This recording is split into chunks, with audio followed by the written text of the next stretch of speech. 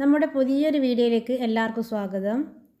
ഇന്നത്തെ നമ്മുടെ ഒരു റെസിപ്പി എന്ന് പറയുന്നത് ഒരു അടിപൊളി ചോക്ലേറ്റ് ഐസ്ക്രീമിൻ്റെ പുഡിംഗ് റെസിപ്പിയാണ്. അടിപൊളി ടേസ്റ്റുള്ള റെസിപ്പിയാണ്. നമുക്കെന്നാൽ വീഡിയോയിലേക്ക് പോയാലോ. അപ്പോൾ ആദ്യമായി നമുക്ക് ഒരു ബൗളെടുത്ത് അതിലേക്ക് ഒരു 400 ml കണ്ടൻസ് മിൽക്കിൽ ഒരു 300 ഗ്രാമോളം ഞാൻ എടുത്തിട്ടുണ്ട്. മുക്കാൽ ഭാഗത്തോളം എടുത്തിട്ടുണ്ട് കേട്ടോ. അപ്പോൾ അത് ഇതിലേക്ക് ഒഴിച്ചു കൊടുക്കുകയാണ്. അപ്പോൾ ഇത് ഒഴിച്ചു കൊടുത്തതിന് ശേഷം നമുക്ക് ഇതിലേക്ക് ഒരു 3 ടേബിൾ സ്പൂണോളം കൊക്കോ പൗഡറും കൂടെ ചേർത്ത് കൊടുക്കണം. ഞാൻ ഇവിടെ എടുത്തിട്ടുള്ളത് ഡാർക്ക് കൊക്കോ പൗഡർ കേട്ടോ. നിങ്ങൾക്ക് വേണമെങ്കിൽ ലൈറ്റ് ആണെങ്കിൽ ലൈറ്റ് കൊക്കോ പൗഡർ എടുക്കാം.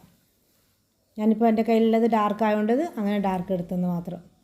അപ്പോൾ ഒരു 3 ടേബിൾ സ്പൂണോളം ഇവിടെ ചേർത്ത് കൊടുത്തിട്ടുണ്ട്. എന്നിട്ട് ഇത് നന്നായിട്ട് നമുക്കൊന്ന് മിക്സ് ചെയ്തെടുക്കണം. മിൽക്ക് മേഡും ഈ കൊക്കോ പൗഡറും നന്നായിട്ട് ബ്ലെൻഡായ പോലെ എടുത്തിട്ട് വരണം. അതായത് മിക്സിയിലിട്ട് അടിക്കുകയൊന്നും ചെയ്യണ്ട. ഇങ്ങനെ നമ്മളെ സ്പാച്ചില വെച്ചിട്ട് അല്ലെങ്കിൽ ഒരു നമ്മളെ ഫോർക്കോ അല്ലെങ്കിൽ വിസ്കോ എന്താ വെച്ചിട്ട് നന്നായിട്ടൊന്ന് യോജിപ്പിച്ചെടുത്താൽ മതി. പെട്ടെന്ന് ഉണ്ടാക്കിയെടുക്കാൻ പറ്റുന്ന നല്ലൊരു ടേസ്റ്റി ആയിട്ടുള്ളൊരു അടിപൊളി പുഡിങ്ങാണ്. നിങ്ങളെല്ലാവരും ഇതൊന്ന് ട്രൈ ചെയ്ത് നോക്കാം കേട്ടോ. അപ്പോൾ ഇവിടെ ഇത് രണ്ടും നന്നായി മിക്സ് ആയിട്ടുണ്ട്. നമ്മുടെ കൊക്കോ പൗഡറും മിൽക്ക് മേഡും കൂടി നന്നായി മിക്സാക്കി എടുത്തിട്ടുണ്ട്. ഇതങ്ങോട്ടേക്ക് മാറ്റി വെക്കാം. അടുത്തതായിട്ട് ഒരു ബൗളിലേക്ക് ഞാൻ 2 കപ്പ് വിപ്പിംഗ് ക്രീം ഒഴിച്ച് കൊടുക്കുന്നുണ്ട്. ഇത് നമുക്കൊന്ന് ബീറ്റ് ചെയ്തെടുക്കാം. ഇതിലേക്ക് മധുരം ഒന്നും ചേർക്കണ്ട. നമ്മളിപ്പോൾ കണ്ടൻസ് മിൽക്കിൻ്റെ ആ മധുരം ഉണ്ടല്ലോ അത് മാത്രമേ വേണ്ടൂ. നമുക്കിനി ഇതിനൊന്ന് ബീറ്റ് ചെയ്തെടുക്കണം.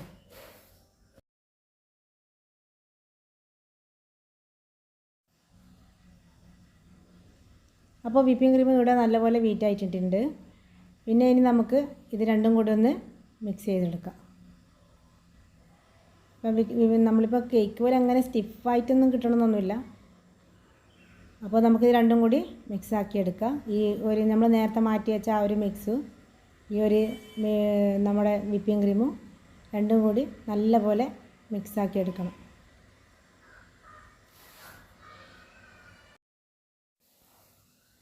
ഈ 2 മിക്സ് ഞാനിവിടെ യോജിപ്പിച്ച് എടുത്തിട്ടുണ്ട് കേട്ടോ. ശേഷം നമുക്ക് ഇതിലേക്ക് കുറച്ച് നട്ട്സ് ചേർത്ത് കൊടുക്കണം. അത് ഏത് നട്ട്സ് വേണമെങ്കിലും ചേർക്കാം. ഞാനിപ്പോൾ ഇവിടെ ചേർത്ത് കൊടുക്കുന്നത് ബദാമാണ്. എൻ്റെ കയ്യിൽ ബദാം ഉള്ളതുകൊണ്ട് ഞാൻ ബദാം വെച്ച് ചേർത്ത് കൊടുത്ത്. ഇനിയിപ്പോൾ നിങ്ങളുടെ കയ്യിൽ കാഷ്യോ അല്ലെങ്കിൽ വാൾനട്ടോ എന്ത് വേണമെങ്കിലും ഉണ്ടെങ്കിൽ ചേർത്ത് കൊടുക്കാം.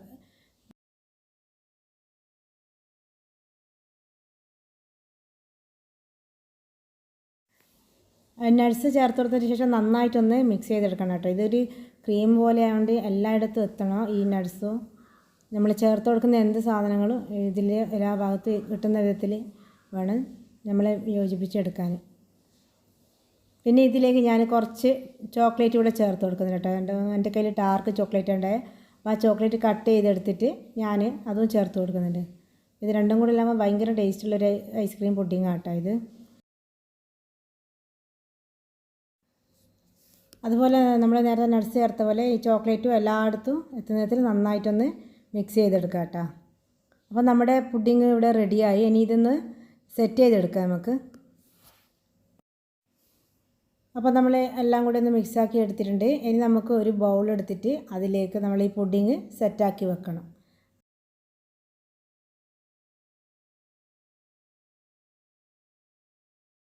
കുറച്ച് പാൽ ഞാനൊരു ബൗളിൽ എടുത്തിട്ടുണ്ട്. പിന്നെ ഇവിടെ എടുത്തത് ഞാൻ ന്യൂട്രി ചോയ്സിൻ്റെ ഡൈജസ്റ്റീവ് ബിസ്ക്കറ്റാണ്. അത് ഞാൻ സാധാരണ പുഡിങ് ഉണ്ടാക്കാനും പരമാവധി ഇങ്ങനെയുള്ള ബിസ്ക്കറ്റ് തന്നെ അല്ലേ കുക്കീസോ മറ്റോ അങ്ങനെയോ എടുക്കാറ്. അതുകൊണ്ട് എടുത്തത്. നിങ്ങൾക്ക് കയ്യിൽ ഇപ്പോൾ പാർലേജി ബിസ്ക്കറ്റ് കിട്ടുകയാണെങ്കിൽ അതായാലും കുഴപ്പമില്ല കേട്ടോ. നല്ല ടേസ്റ്റാണ് പാർലേജി ബിസ്ക്കറ്റൊക്കെ.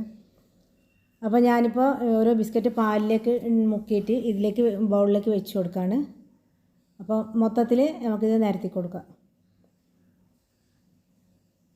പിന്നെ ഇത് വേണമെങ്കിൽ പൊടിച്ചിട്ട് നമ്മൾ മിക്സിയിലിട്ടിട്ട് പൊടിച്ചിട്ട് എന്നിട്ട് നമ്മൾ കുറച്ച് ബട്ടറും കൂടെ മെൽറ്റ് ചെയ്തിട്ട് ഇതിൽ ഒഴിച്ചിട്ട് നമുക്കിതൊന്ന് അതിങ്ങനെ ഒരു മിക്സാക്കി എടുത്തിട്ട് ഇതിൻ്റെ ഒരു ബേസായിട്ട് കൊടുക്കാം കേട്ടോ ഈ പുഡിങ്ങിന്. ഞാൻ പിന്നെ അങ്ങനെ ചെയ്യുന്നില്ല. ഇങ്ങനെ ഈ ഒരു തരത്തിൽ ചെയ്യാമെന്ന് കരുതി. അങ്ങനെയും ഇവിടെ ചെയ്യാം, അതാണ് ഞാൻ പറഞ്ഞത്. അപ്പോൾ ഇത് ബാക്കിയുള്ള ഒരു മിൽക്കും കൂടെ ഞാൻ ഇതിൻ്റെ മുകളിൽ ഒഴിച്ച് കൊടുക്കുകയാണ്. കാരണം താഴത്തെ ഒന്നുകൂടെ സോക്കായിക്കോട്ടെ എന്ന് വിചാരിച്ചിട്ടാണ്. താഴത്തത് മാത്രമല്ലേ നമ്മൾ നന്നായിട്ട് പാല് ബാക്കിയുള്ളതും കൂടി അടിയിൽ ചെന്നാൽ താഴത്തെ ബിസ്ക്കറ്റ് മാത്രമേ കുതിർന്ന് കിട്ടൂ. അപ്പോൾ അതുകൊണ്ട് ബാക്കിയുള്ളതും കൂടി ഞാൻ മുകളിൽ ഒഴിച്ച് കൊടുത്തതാണ്. പിന്നെ നമ്മുടെ ഈ ആ ക്രീമില്ല, നമ്മൾ നേരത്തെ ഉണ്ടാക്കിയ ആ ഒരു ക്രീം ഇതിൻ്റെ മുകളിൽ ഒഴിച്ച് കൊടുക്കുക. ഇനി ഇതൊന്ന് നമുക്ക് നന്നായി ലെവൽ ചെയ്തെടുക്കാം, നന്നായി ഒന്ന് ഫിനിഷാക്കി എടുക്കാം. ഇതിൻ്റെ ടോപ്പ് നല്ല ക്രീമി ആയിട്ടുള്ള അടിപൊളി പുഡിങ്ങാണ്. എന്തായാലും ഇത് മിസ്സാക്കാണ്ട് എല്ലാവരും ഇതൊന്ന് ഉണ്ടാക്കി നോക്കട്ടോ.